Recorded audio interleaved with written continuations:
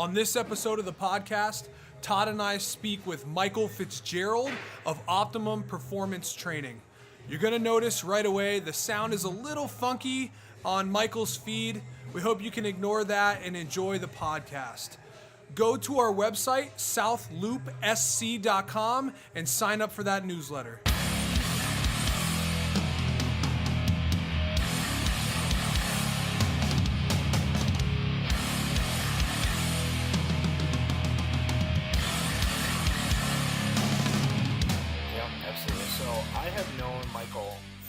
Several years now. Michael and I first connected because he posted on his blog that I was an avid reader of about doing coaching mentorship. So I'd been following Michael's stuff for a while. He competed in the CrossFit Games in 2009, 2010, and has coached a variety of games level competitors, both individuals and masters competitors.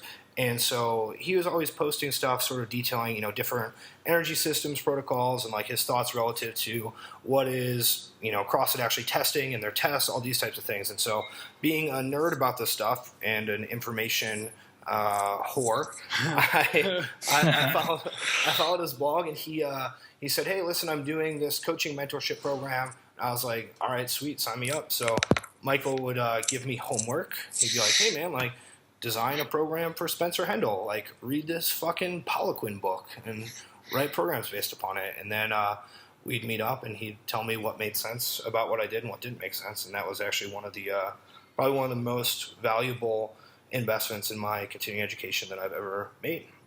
So that's nice. Yeah. No, for real though. I mean, because it's one thing to take a seminar and to get a bunch of info, and it's another thing to create something and then get sort of immediate feedback on it from someone who knows more than you. So that's probably my number one pet peeve with regards to discussing training with people. And I'm sure we'll go through that today, but that's one of the number one problems is you can have a dialogue with people on training, but if you don't actually understand or see what they're doing, and show what they're doing, and then critique what they're doing, or have people critique what you're actually having people do, you're not making as much progress as you should be. Yeah, for sure. I mean, it's one thing to say, okay, I understand.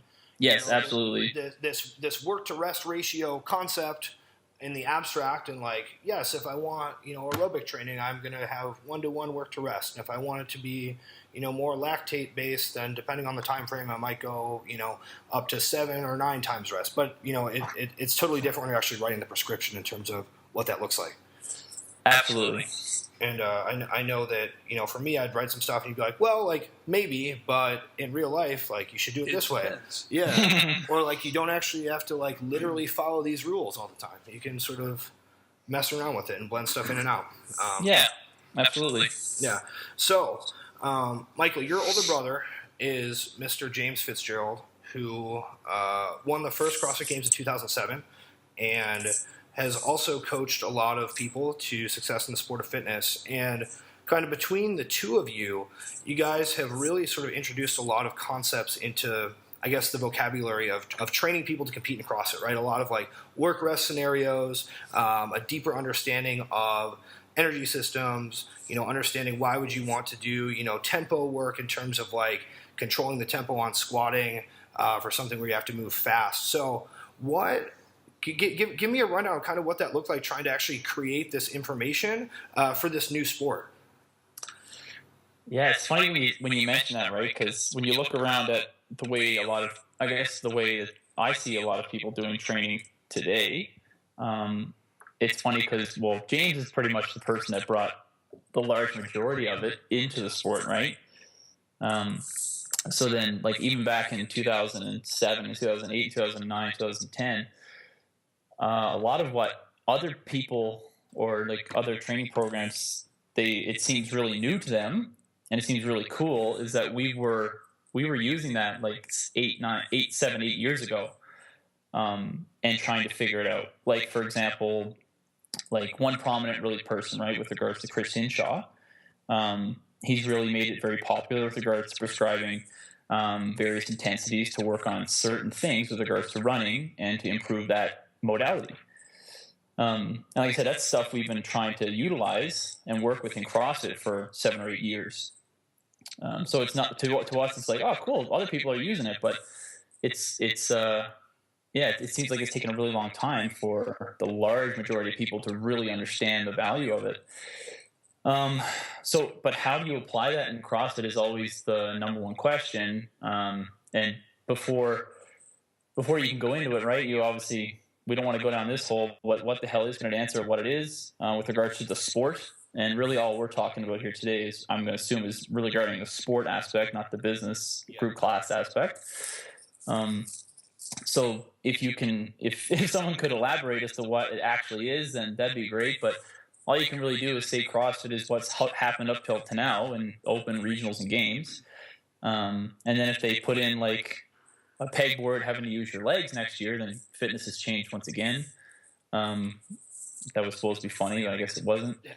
Yeah, but it's a very difficult thing to understand, really. I've been doing it for 10 years, but how you apply strength and conditioning principles into the sport of CrossFit I think it takes just a lot of time and failure with regards to program design, because that's all I've experienced is like, okay, this does not work. This really doesn't work as to how we can fit this into a program. And that's basically how I think of everything. I think about it in terms of how it fits into the week training design for my clients. And when I assimilate information, I'm like, okay, that's cool, but I don't see how I can make that work right now. I don't know how that fits in, like to do this type of layout. I don't understand how that works. So I can play with it and see, because I have a lot of clients to work with, and I would tell them that this is, I want to do this because this is what we're hoping to get out of it and see what happens. But yeah, it comes down to everything. You got to try and you have to fail and you got to figure out what works. But in order to figure out what works, you got to keep track of the data and keep track of the improvements and where they came from and make notes. And that's time consuming. Sure. So you kind of have a background in more traditional strength and conditioning before starting CrossFit. Yeah, absolutely. Yeah, and I think that a lot of what you're saying is sort of the effect of, we don't have to forget everything that we knew before doing CrossFit in order to train for specifically the sport of CrossFit. Yeah, no. My first inkling into strength and conditioning was when I was in high school, actually, because I'd become a fat kid. Yeah. Yeah, I'm still a fat kid. I just weigh less. But anyway, so that's how I got into that. I was just overweight, and James was like, "Hey, you should probably lose some weight, bud. If you want to be better at hockey." Bullying older brother. That's how you do it. Yeah, and that's where it started, right? He sent me training programs to do, and I did them, and I was like, "This is really cool." And then going into university, I was like, I want to just do strength conditioning stuff. This is really cool. Just seeing what he was doing and working with people and whatever, I just really like that. So I just learned a lot of stuff from training. Back in the day when I didn't really know much about training or bodybuilding, I guess, I read lots of the common people, right? Like Charles Poliquin, and you read Paul Chek stuff, and they were two totally different people.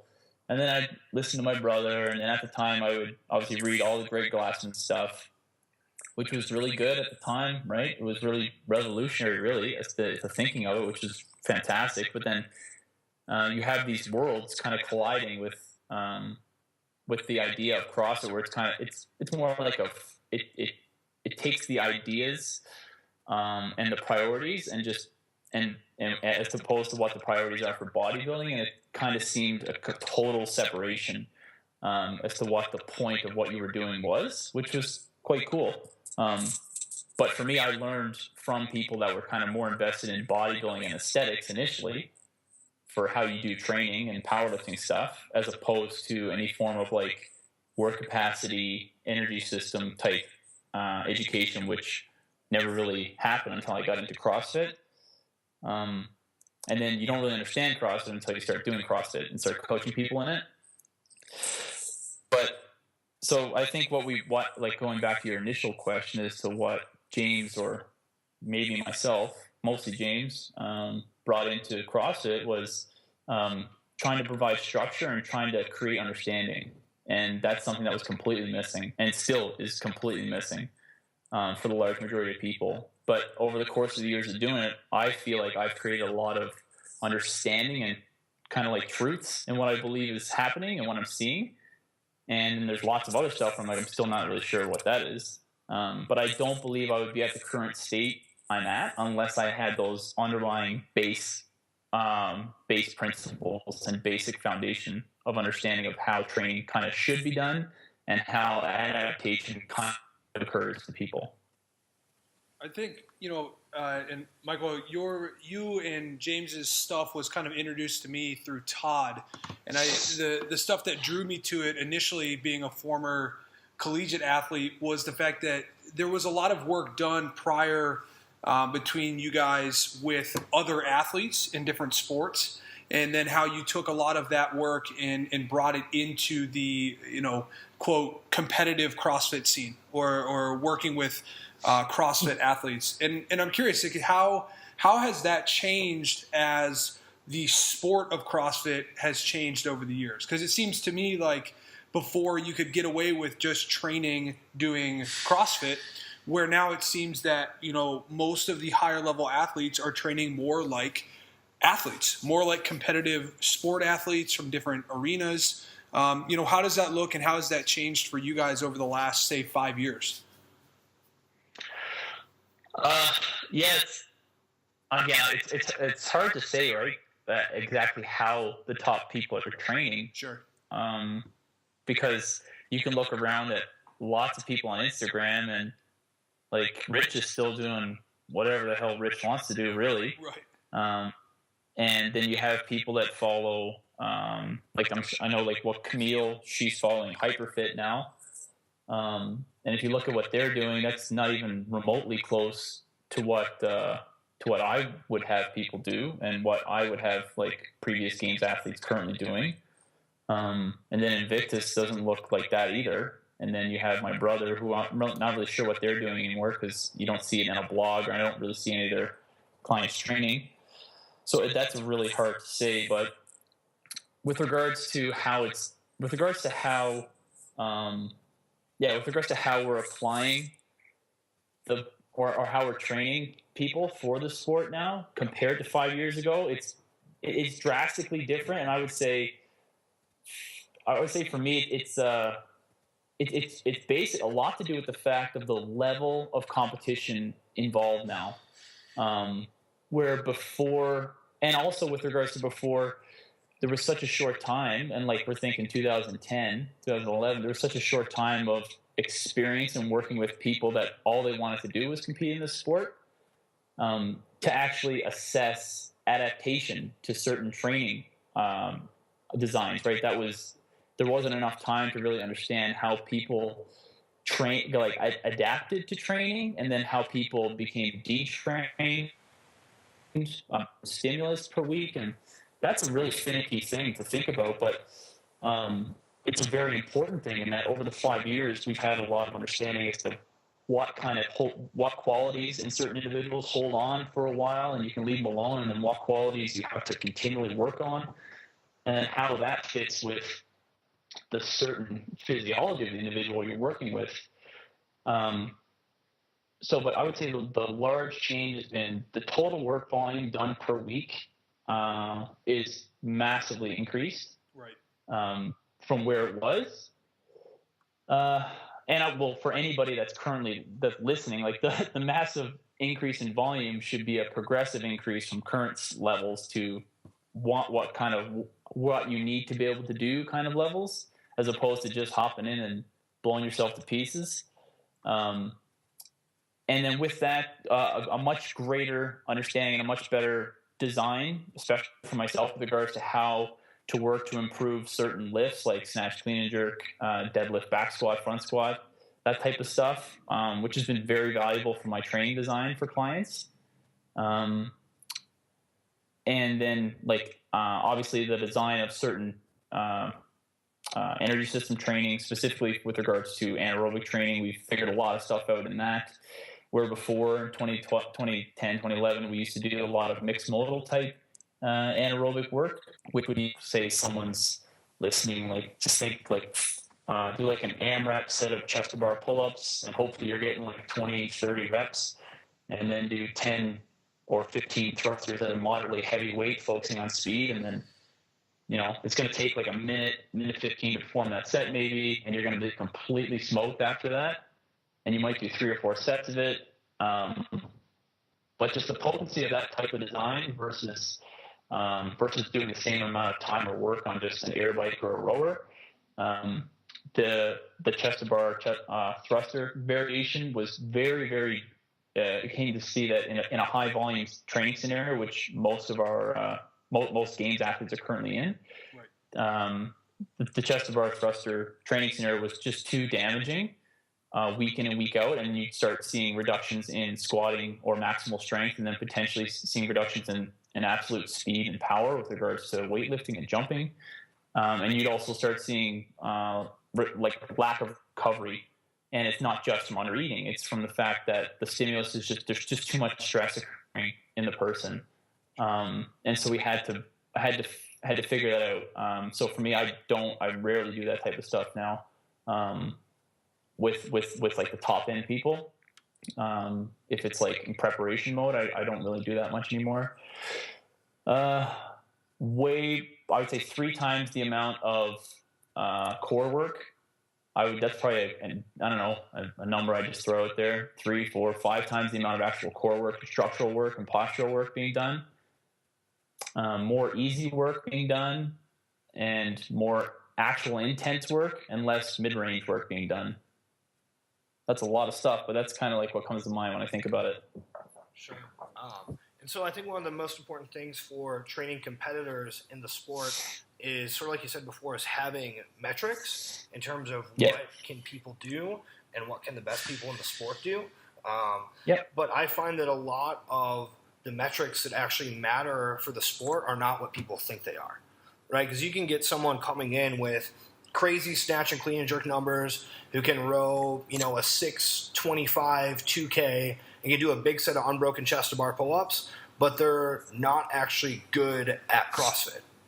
Lots of those people. Yeah, what metrics do you think actually matter for CrossFit performance specifically that might be different than, just 1 rep max numbers or sort of like benchmark conditioning workouts?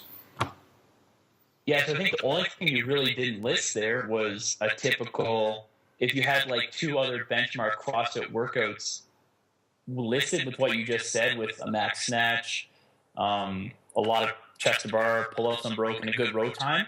But all those things are potential-based testing, so it's one-shot deal, go ahead. Or they're low time under tension or kind of low local muscular fatigue issues like rowing. And then the chest to bar can be run by assuming the guy is strong. Pardon? Can you say the chest to bar thing again? We lost you for a second. So like I said, the chest to bar, like the AMRAP chest to bar test, can be done quite well for people that are technically good at the movement, are strong, and have they just have a large system to work with to put out a short-term power output. But what's really missing, and I always tell people it's the most indicative testing for people, is you need to do fatigue repeatability testing. And that will show the true colors of the athlete. And if you do that in a few different options, you're going to quickly see who's fit and who's not fit. And so if you just add like 2 other or 3 other tests to what you just listed, you're going to see the person that if all you had was those first few numbers, and you're like, oh, wow, you suck at CrossFit. And then you take the other person with the same numbers, and you're like, well, you're really good. What you're quickly going to understand is that their repeatability between efforts is very, very high compared to the other person, and that's why they're not good. So what would be an example of that type of repeatability testing?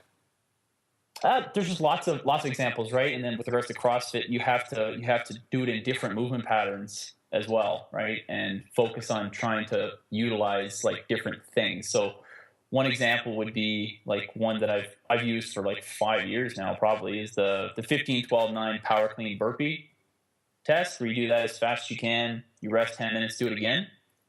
I'd probably actually want people to rest a little shorter now if I was going to do it again, or if I was to like use this as an absolute test for people now. So you do obviously 15, 12, 9 power burpee, 115, but you probably want to, for people that are at a higher level, you want to put it up maybe a little bit, like 135. The whole instruction is to go as hard as you possibly can. You rest 5 minutes, now repeat the effort. And maybe for top people, you get them to do it again. And what you're going to see amongst people at the games level, or people that are very good in CrossFit in general, is that you're going to see very little drop off from set 1 to set 2, set 3. And what you're going to see from people that can't handle it in CrossFit is you're going to see a large drop off between set 1, set 2, set 3. Sure. So what do you do to improve that type of repeatability, right? So again, there's a lot of folks who are very good at a lot of fitness activities, but they really struggle with this type of thing, right? Whether it's the repeatability with like that Power Clean burpee, or some other tests like the some version of high rep unbroken sets of chest to bar pull ups, or unbroken sets of muscle ups that they just fall apart in those areas. How do you actually train that to improve it? Well, which one are we talking about? Let's talk about the Power Clean burpee first. All right. So let's just say someone had their first time was really good, and I'll just put an actual number there because I know them. Let's just say we had a girl, 5'5", 135 pounds, and she did the first set in 2:15, which would be really fast. And she's doing power cleans with like 80, 90 pounds. She rests 5 minutes, and she does it again, and she does it in 3:15. So the first thing you got to obviously look at is you want to see if the movement is actually the same from set 1 to set 2. So like, what's the problem? Is it the fact that you're tired, or is it the fact that your movement efficiency just completely broke down, and you just weren't being efficient like you should be, and that's what was wasting you a lot of time. And then the obvious issue, like, which you can't really tweet out in testing, which is a very difficult thing, is like, how mentally ready was the person to actually do it? Like, were they just having an off day so they didn't really want to try? But assuming all things being equal, and technically they were doing well and they wanted to do it, the inability of their aerobic system and their cardiovascular system to kind of get rid of that issue with regards to the burden of fatigue at the local muscular level, and try to bring the body, or bring the system back to homeostasis quickly. That's really what's being tested there. And you're also trying to test and see how fast or how powerful the individual is, which is why, again, I like those tests so much.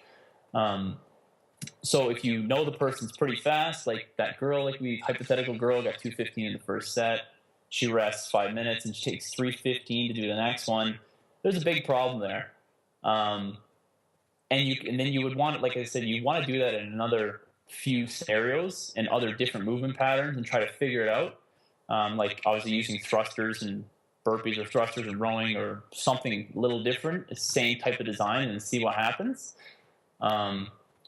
Maybe the initial way to help that person get better at that event is, they need to slow down a little bit when they know this type of testing is going to happen on the first set, because they don't have the resources to really recover for the next set.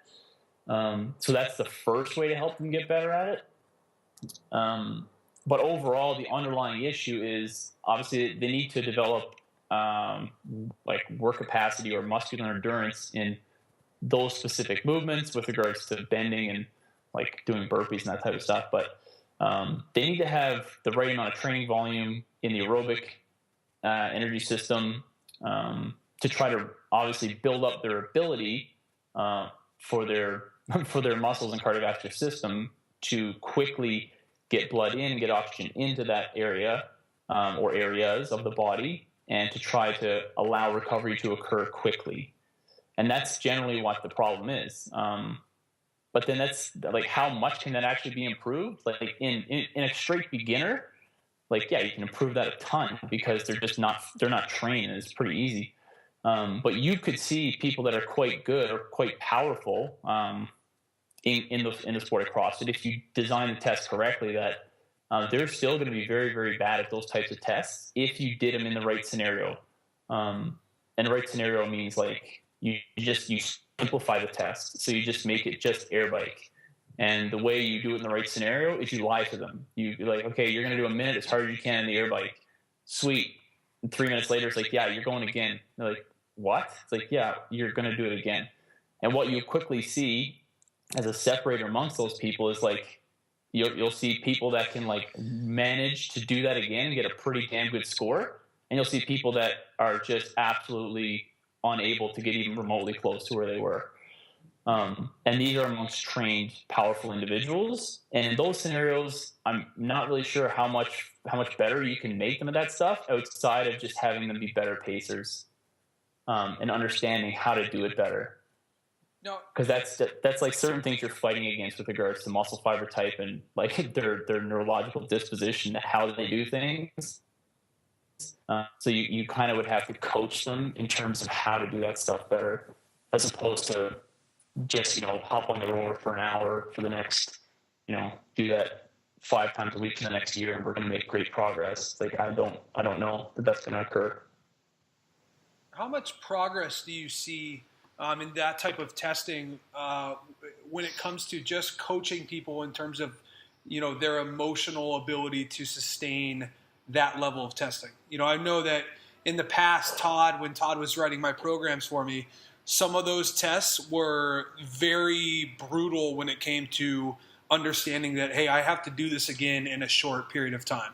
And it was horrible the first time, and I know it's going to be horrible the next time. How much play do you give in that when it comes to athletes of that higher level of, I need to just be blunt with this person, or I need to basically set them up for success by leaving them in the dark?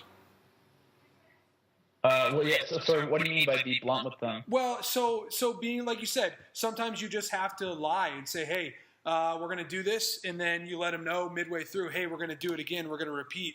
How often does it seem to be more of that way, or how often does it seem to be that with the higher level athletes, you need to just be very direct with what your expectations are for them? Does that have any effect on the actual testing that you're doing within that? Well, I've done that. The lying to them option several times. Yeah. Mostly amongst clients that are here with me, Right. Because that makes it a lot easier. And the reason you do that is because you don't want people gaming stuff. If that's what you think they're going to do, which it happens, obviously. And you want to see what's truly in there. Like, you want to see, like, have them think, okay, you're going as hard as you can. Let's see what happens. Sweet.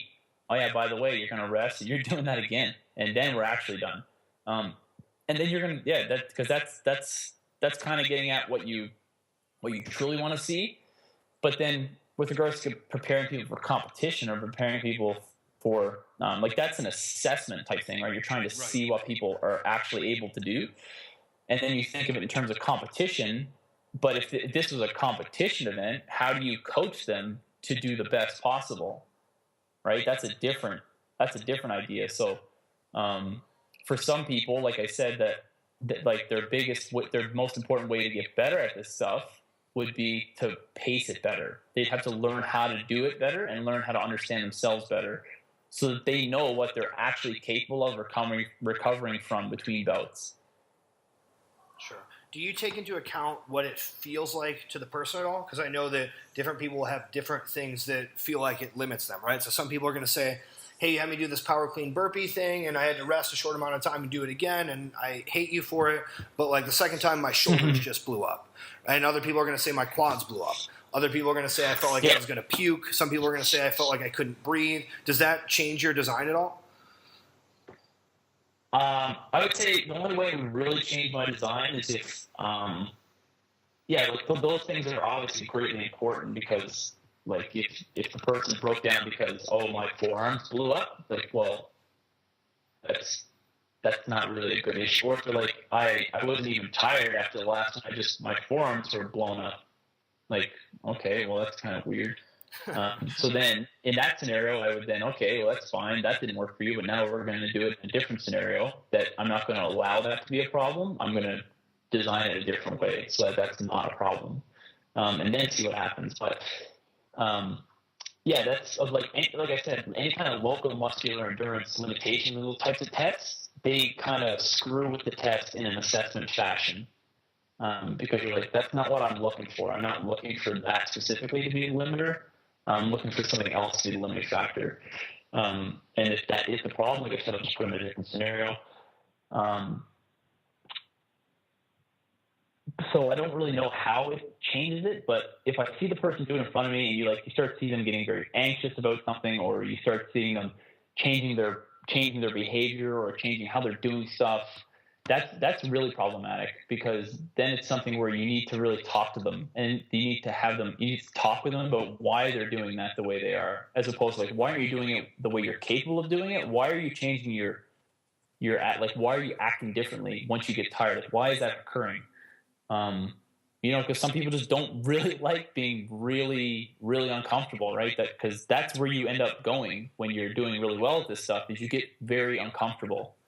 And it's hard to say what very uncomfortable means or feels like to other people, right? So that's why I can't really say how I would change it. You'd have to end up talking to them, or really watching what they're doing to really try to help them. Sure.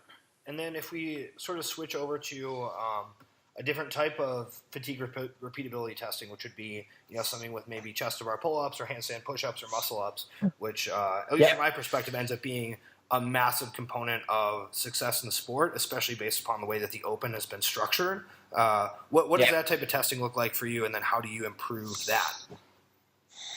To me, that testing is there's similar improvements, right? So like the one, Todd, you did last week, the 1 to 12 unbroken chest to bar ladder, is one example, right? It's a pulling density test, and it's a very indicative test for CrossFit, right? Because you want people to be able to perform, and this test ensures that you perform a greater amount of work as fatigue increases, which is it's not even that it's a common thing in CrossFit. It's just that you want to see that someone can actually do that, because that's a very challenging test to do, and to be good at.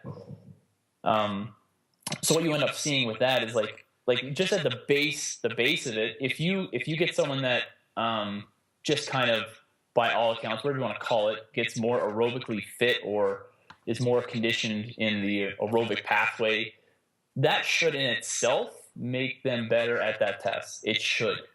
All things being equal with that individual from 1 year to the next, if every strength, metric, technique, whatever is the same, that alone, their ability to breathe, should make them better at that test. Because they should be able to get more oxygen into the areas required and start rebuilding that creatine phosphate faster and to a greater deal than they were previously. So that's one side of it. The other side is assuming someone's technique is really good.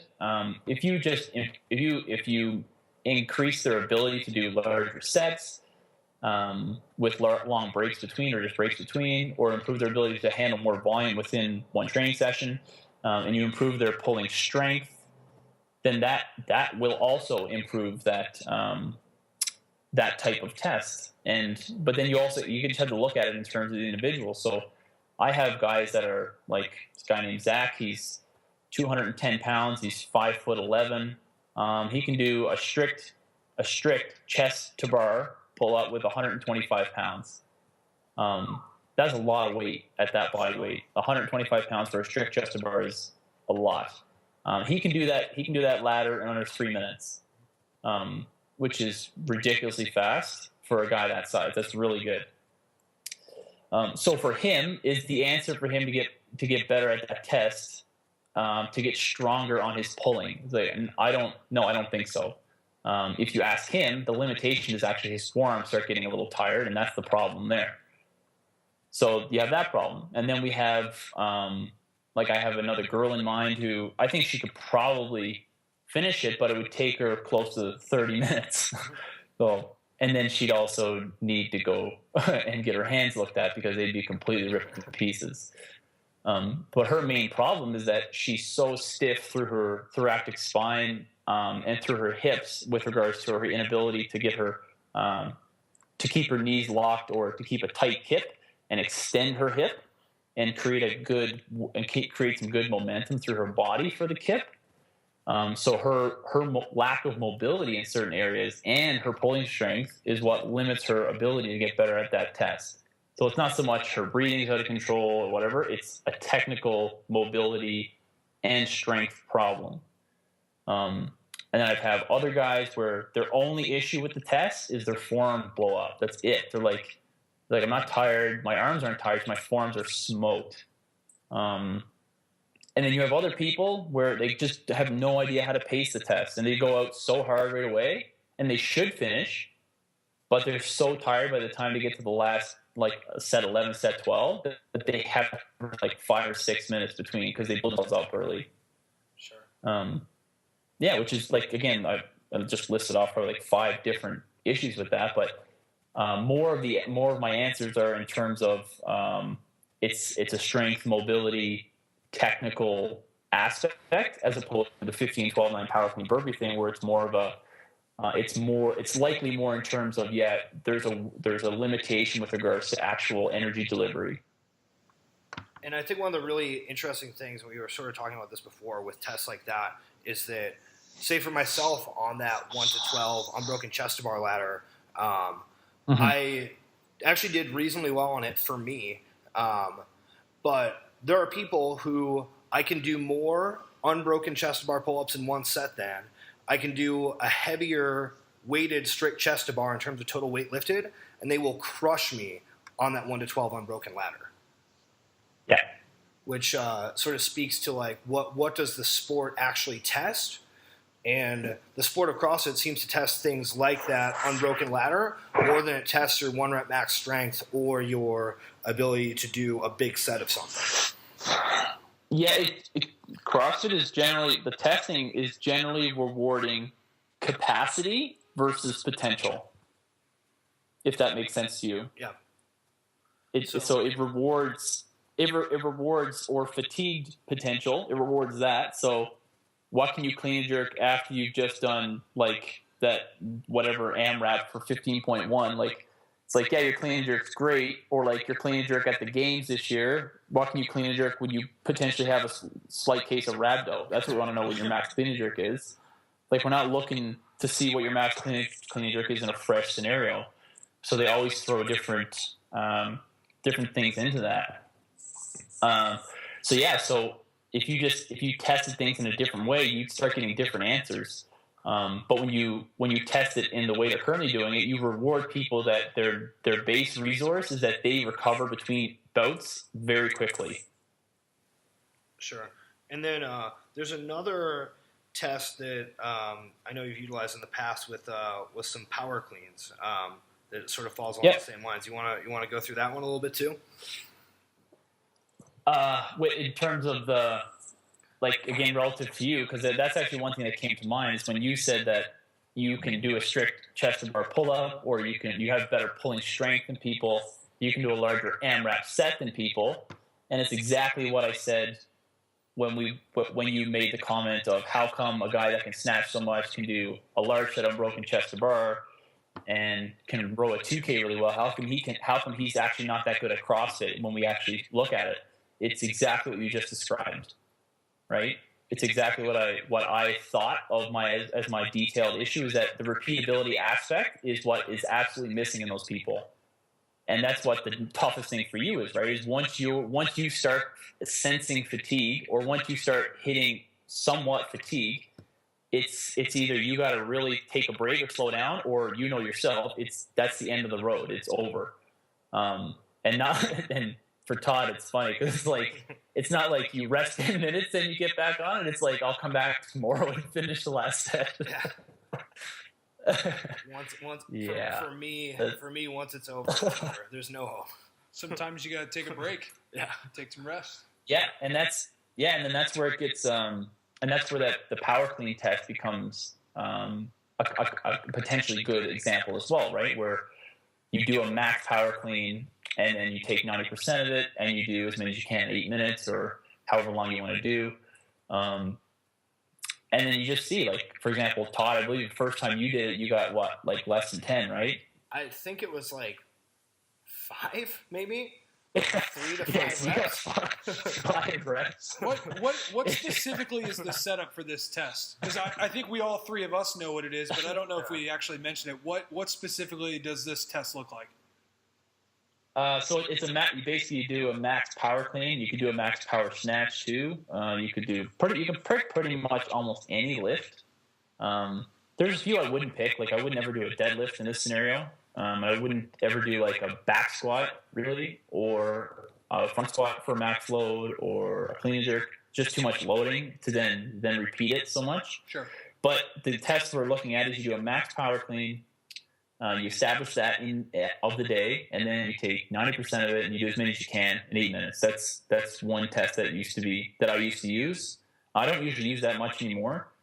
But for example, like Todd said, he got like 5 reps, and I believe he just said that. I think remembering back, I think he said that you couldn't pull it high enough after a while. You ended up squatting it, and then that's just where it all went to hell. Yeah, I remember doing it, and I did 5 reps very quickly, and then just could not do anymore. That's how it goes. Yeah, it was just like completely like, okay, now I have to start squatting it, so it's not a power clean, and now I'm like failing the front squat. It was just like a total disaster.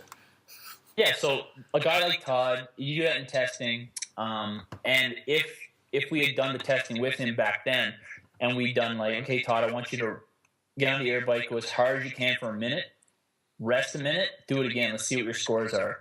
That would have been an absolute gong show for Todd. That would have been like, I don't know, on the new air bike, like maybe 60 calories in the first minute and DNF in the second minute. That's what it probably would have been. But all that's really telling you is I can't that even get on the bike. yeah, it's telling you 2 things, right? One is that Todd's ability to work really hard and really rev up his nervous system. And what that means to me is that he's able to utilize his highest threshold motor units that create the highest power potential, which also create the largest lactate load on the body. Sure. He's able to do that. And that's why the recovery in those types of muscle fibers is slower. That's just the way it goes. So for him in that type of test, it's just he's not recovering. And then for him in the power clean one, the idea or the general idea would be that if he power cleans whatever it is, and it's a good lift for him on the day, at 90% of it, his system just requires a much longer time between that intensity of lift to continue doing it. Right. But then you also have what, like I talk to people in our athlete camps about this, is that you have relative bad scores and relative good scores. And like, for example, a relative good score would be you do a power clean and you look at someone, you're like, man, your power clean technique is abysmal. Like maybe they bend their arms, run their toes way too early, so they're not really getting a lot of power out of it. So their power clean, if you clean them up, like if you had them do it today, man, your power clean is horrible. In 8 minutes, you got 45 reps. And say this guy power clean like 275 pounds, and you got 45 reps at 90% in 8 minutes. You're like, wow, you have a great CP battery. It's like, well, I don't know, but your lifting sucks so bad. It was a bad test.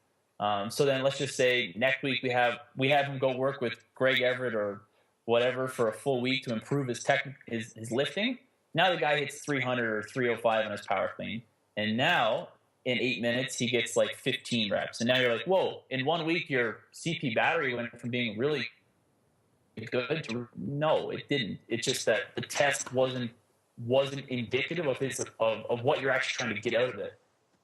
Yeah, no, it wasn't a really good example.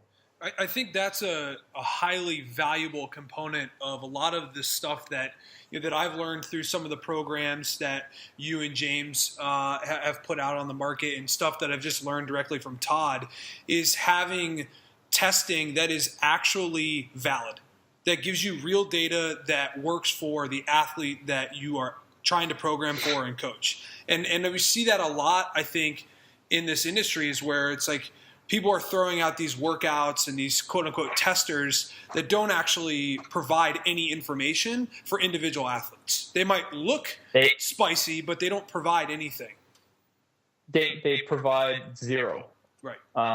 and that's why it's like in assessment you need. That's why I said with program design it's all about failing, because you got to if you're trying to create a really good testing, a real good field test, and then be able to extrapolate to the sport. You always have to be trying new things and trying to upgrade the current tests, because as the sport evolves, you're going to have to. But you need to do testing that it's like, you know what, this is a problem because this is what we tested, and it was the test, and we got what we wanted from it. It's not so like the 1 to 12 chest to bar test on broken ladder that Todd did. It's like, so it gave us a really good benchmark of his ability to recover the pulling musculature as he gets more fatigued, as the volume goes up, and his ability to perform that set amount of work. But if you just take that test, and like it adds up to, I think, 78 reps. If you say 78 chest to bar for time, that doesn't give you quite as much info, because like as some people know, it's like some people are really damn good at just doing sets of 3, and they're like, I got this down, or I got a better box today, so my step was closer to the bar, so I was 25 seconds faster. It's like, that's not what I'm trying to test. I'm not looking for that crap. I'm looking for like how well the person can pace it out, knowing what the demand is, and I want to see if they can perform this test in a certain time with this last requirement for success, being 12 unbroken chest to bar pull-ups. It's a very specific type test, and it's the same thing with like, I want to know what your best 250 meter row is versus your 500 versus your 1,000 versus your 2,000, 5,000. Because what you're trying to get is you're trying to assess some kind of fatigue curve out of that. And it's a similar type of thing you'd want with an air bike or with running. And you're just looking for all these different data points that you're trying to then make inferences on. But you can only make an inference or make a suggestion of what someone needs to do based on good testing. Sure. That's the only way you can do it. You can't just look at someone and go, okay, this was your score on this. I have no idea what that means. Like, I really don't. But to be honest, some people are asking me, so what do you think the problem is on this? I don't know what the problem is. I don't know. I can tell you didn't do well on that. That's my in-depth analysis. It's like, but when you start tweezing things out and breaking them down to their base principles, you then start seeing what's happening on a much clearer detail, which is fantastic. But then you also can't forget to go the opposite way and then go, you know what, just because people get better at these tests, they better get better at the actual sport. Because if they're only getting better at the testing and they're not getting better at the sport, then that test sucks. So, or it's just not that good. It's like, that's not a good test to use then. Like, there's no point in using it if them getting better at the test and succeeding on what you want doesn't result in improvements in the actual sport. So then you just have to change that or throw it out or whatever you want to do. So would that be why the tests themselves have kind of evolved over time? I mean, it seems like a lot of the tests that we've mentioned, the statement has been, well, we don't really use it this way anymore, but now it's still a valid test. Is that where you see a lot of the change happening with getting those valid numbers, is just evolving the structure of the tests because the idea behind them is the same, or is it because of the sport changing and the athletes changing within the sport? I think it's both, right? Like I said, the athletes are getting better each year, and the caliber is getting better. Although that increase is slowing down definitely from where it was. Right. And then obviously, so as the test, and then as you design mixed modal tests, right, you have to design it for the athlete or for that caliber. So like back in 2008, if someone could do Fran in like 2 minutes or 2:05, you're like, good Lord, that guy is going to crush us. Like, because like we could never work that fast. Like, there's no one I know of that can go that fast with that weight on a bar and then be able to do the pull-ups unbroken and get it all done in that amount of time. But now, where the athletes have advanced, that test is not really a good test anymore, because it's not really it's not allowing the athletes to show what their true capacity is. If that makes sense to you. Yeah, definitely. The modalities prescribed for that test are such that they don't allow for absolute work output by those caliber of athletes. They're limited by how quickly they can actually perform the movements, and at the end of it, it's not a true max effort. Sure, it's how quickly can you turn over the thruster and the pull up and get from bar Yeah, to bar. and then it really starts coming down to how tall you are. At that level, it's like, okay, you're 4 inches shorter than this guy, and he can reach like 8 inches farther over his head than you. Yeah, you're gonna beat him. Advantage. That's the way it goes. Yep. You're gonna win. Sure. So with all these concepts of, fatigue repeatability testing and doing more core work than you've done in the past and a lot more low intensity work, a lot more very high intensity work, how do you get buy-in from athletes who want to compete, who may be used to stomping themselves every day with, something that looks more like 20-minute AMRAP of box jump, pull up, and thruster, and then they're doing, airdyne sprints and planks on rings and all that type of stuff? I think I've been quite lucky with the athletes I've had, because they all seem to have quite a good buy-in as to how I want to do it. But I don't know, maybe it just stems from our initial testing or initial time. I try to communicate with them where I want them to be on certain things. And then when their testing comes back, I've given them goals as to what I want them to be at on certain things. And if they're way above certain things or way below, then I think the smart people, like, get that. They're like, okay, that really wasn't good, and what he was looking for there, I wasn't even remotely close to. So then when it shows up in their training program, they're like, I get it. This makes sense to me why I'm doing this. But then there's always questions, right? Because people should always be kind of concerned of, hey, is this what I'm supposed to be doing? Like, or at least have a dialogue in the training. I always say that my favorite clients are the ones that kind of just I tell them to do, and then that's it. Because they're the ones that seem to do the best. They don't really question it. They just do it. They're like, all right, I got it. I like this.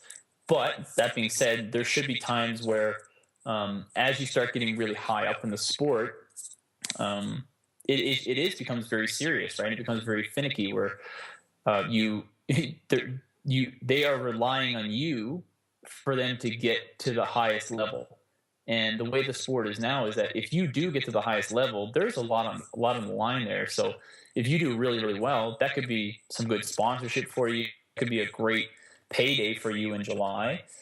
And just obviously, like I said, sponsorships for the year, versus if something goes wrong at regionals, you don't go there, no one knows who you are, right? That's a big difference. But I would say the main way to get people to buy in is that it goes back to the testing that I get them to do, and then communicating to them, this is where I want you at, this is where we need you to be. And then if there is any kind of concerns on it, we always point back to those tests being like, you know what, there's been increases, improvements in all of this stuff, and this is what I want to see.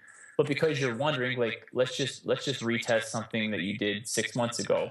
Let's get you to do that again and just see. And then lo and behold, right, they've improved on it, and you're like, all right, whew, okay, I feel better. Because it's, I think like the way people will end up being trained if they work with me is that they're likely going to, if they haven't been following a program by someone else or following some structured layout, they're going to be taken out of CrossFit, so to speak, in the off season, and then kind of put back into it as like January and February rolls around. I'm not sure if people really understand what that means, but it just means that they're not doing like AMRAPs for time like 5 times a week. So you're just not smashing them basically all year round?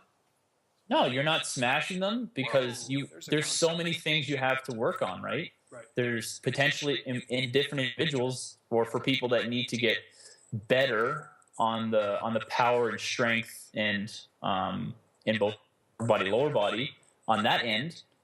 If you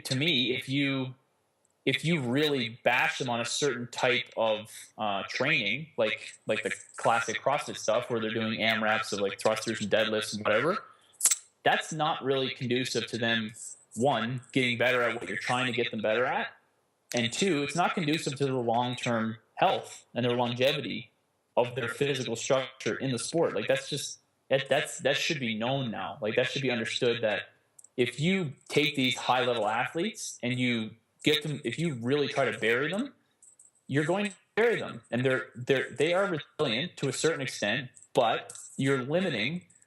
Well, I think one, you're limiting their true capabilities, and two, you're shortening the time they have at their peak.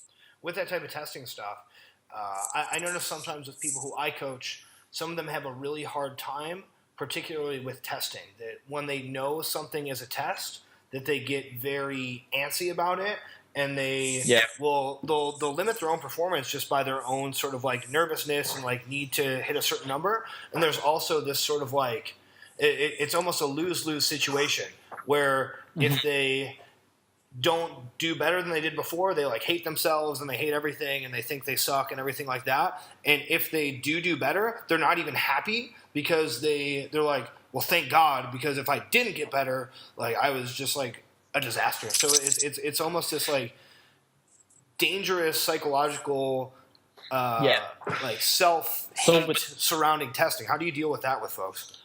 So first question, with those clients that you're telling me about, would you consider those like established, like competitive people?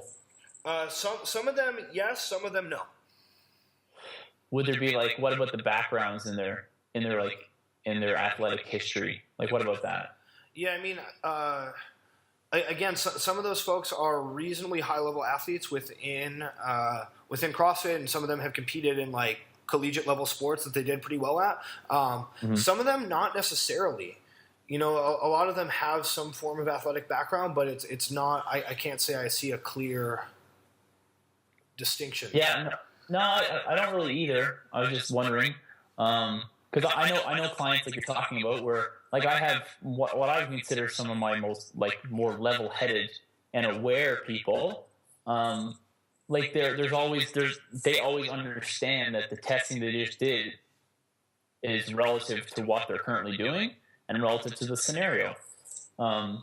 So like they know that their training, they're like, for some people, they know that their training max is not their competition max. They know that. They're like, yeah, I did this in training, so in a competition, I know I'm going to do way better. Like they understand that about themselves.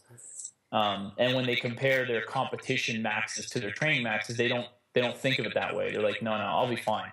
They're like, once I get into a competition, I really thrive. And I have those people. But then there are other people where, for whatever situation, like maybe a common scenario would be if they're injured currently, right? And you put them back into some retest scenario that they've done 6 months ago when they were healthy. If you put them back into that too early, you're just setting them up for failure. And that's a really bad thing for them to do to them. And I have certain clients that we're kind of managing that with right now where they either have some back issue or some knee problem. So to kind of throw them into a test where they have done well in that in the past, knowing, and that's the key word, like knowing they're not going to do better because they haven't trained it. And if they're not the right person for that time, or they're not the right kind of, they're not the right individual to force them into that scenario, that's going to work very badly. Because that could just blow up and then you just crush their confidence and then things just derail from there. Or if you have people that are just very level-headed about it and you explain to them, you know what, we just need to do this. I want to see where you're at currently, but before this date, we'll be fine. And some people are like, cool, let's just do it, see where we're at. Cool, all right, didn't do as well as I did last time, but I'm sure we'll be ready in time. And then other people you have that are just kind of neurotic about it is the way I would describe it. Like they look into it way too much. They then become that test, right? They define themselves by how they did on that, and then everything else is kind of gray and dim. Nothing seems to go well anymore. Like, oh man, this sucked. That was terrible. It's like, but then it's kind of my job to really kind of have them understand things. It's like, look, you did this. It's relative to that. That's still a good score. It's not your best score. What about that day was different for you? Like, what did it feel like? You have to realize that the other areas you've improved on are this, which we've established in the last few weeks just based on testing, like you can see. And then some people kind of come down off the cliff. They're like, okay, well, that's true. That's right. Like I am doing fine. It's just that one thing and I should probably calm down. But then there are some people that they just, I don't know if it's good to even give them testing close to a competition. It's like, just forget about it. Just don't give them don't give them tests that they've done in the past because if they don't do better, look out. Like, it's just not going to work out well. Yeah, because there's enough variables that you can't control where it's like, okay, I gave you this test to do, and I didn't know that you slept badly and broke up with your girlfriend and didn't eat breakfast this day. And heaven forbid you got 10 reps worse, and now you hate yourself and you hate me, and everything is terrible. Yeah, you can't predict that. Yeah. Michael, thank you for your time. This has been very insightful and illuminating, particularly surrounding what what actually matters in terms of competing in CrossFit as a sport. Because a lot of the time, it's not necessarily what we think it is from the outside, where we see people posting stuff on social media and the things that high-level athletes can do, and then the actual capacities that separate these folks from the rest is a little bit more complicated than just their impressive list that they post on Instagram or the cool gymnastics tricks that they can do.